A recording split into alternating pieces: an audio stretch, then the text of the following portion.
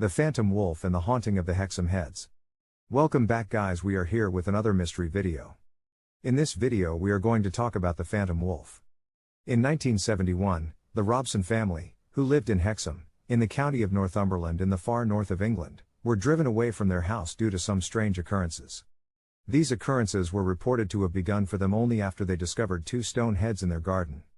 The Hexham heads were small, only about 6 centimeters, 2 inches, in size. One of those heads was called the boy due to the masculine shape of the skull, whereas the other was named the girl due to the presence of female features and long hair. According to the family, the heads would move about by themselves.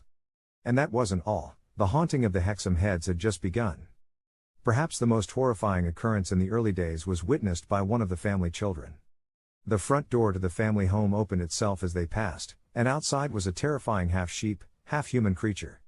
A neighbor also saw the creature outside the front door, but by the time the family responded to the child's screams, it had disappeared. Buried and cursed. The two young boys of the family were the ones who had discovered the stones, unearthed while they were digging the garden of their family house in Hexham, Northumberland. While they reached deep into the soil, they found two small stones shaped like skulls. They seemed like carved heads, which they brought to the house to show their parents. The Hexham heads in truth only vaguely resembled skulls, being made out of stone and quite rudimentary in design. They were spherical and had little necks, which suggests that they were connected to something bigger at some point in time. All of the people who examined these Hexham heads gave different descriptions, but they were sure they were palm-sized.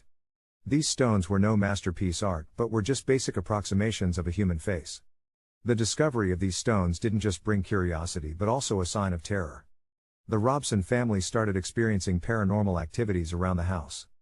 The heads were once seen moving by unseen hands, and the bottles around the house were thrown across the rooms. These activities were not limited to the Robson family, as the kids in their house found the stones, but also linked to the neighbor's house. Even the neighbors reported frightening experiences. Their young son got his hair pulled by some ghost. After the discovery was made and the news reached the journalists and newspapers, specialists in Neolithic art came to study the Hexham heads. Even the experts were facing difficulties in dating these stone heads. They were examined thoroughly multiple times, but the results were always different from the last report. The heads were generally thought to be linked back to the Celtic tradition. They resembled other examples of Celtic heads of antiquity and other Celtic artifacts.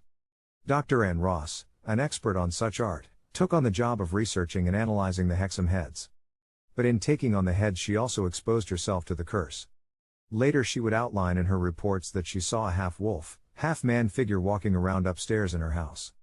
She said she followed the creature downstairs to the kitchen, after which it disappeared. Shortly afterward, Dr. Ross's daughter, Bernice, also experienced a similar apparition.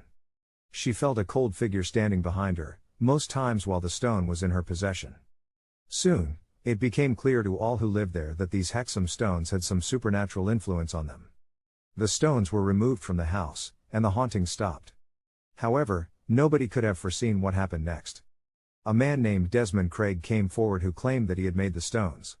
He said that in 1956, while he was living in the house that the Robson family occupied later, he made 3 of these stones for her daughter to play with. The third of those stones were lost, while the 2 remained.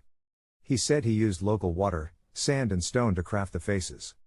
But Craig's claims were not just accepted right away, he was asked to replicate the methods.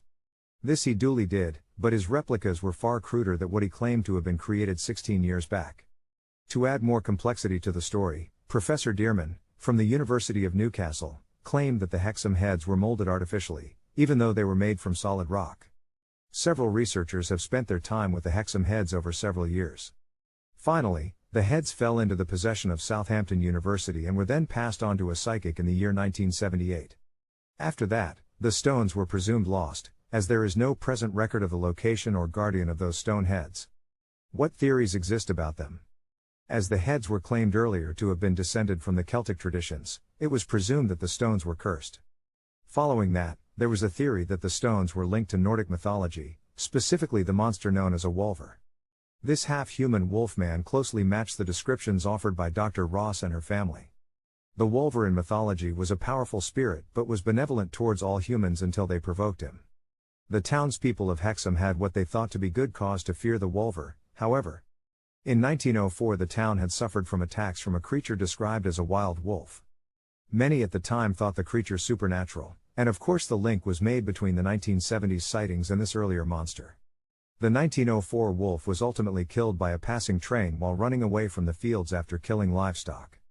Many people believe that the creature from the 1970s was the wolf who was more than a mere feral animal.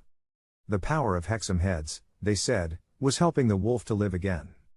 But, sadly, we have no opportunity today to study either the heads themselves or the effects they were said to have. After the stone heads were lost, the reports on such activities were also stopped. Even though there is no proof of Hexham heads being linked to paranormal activities, and even a putative creator for the carvings, many believe they were something else. Could these crude faces have been haunted by a wolf man, and could that wolf man return?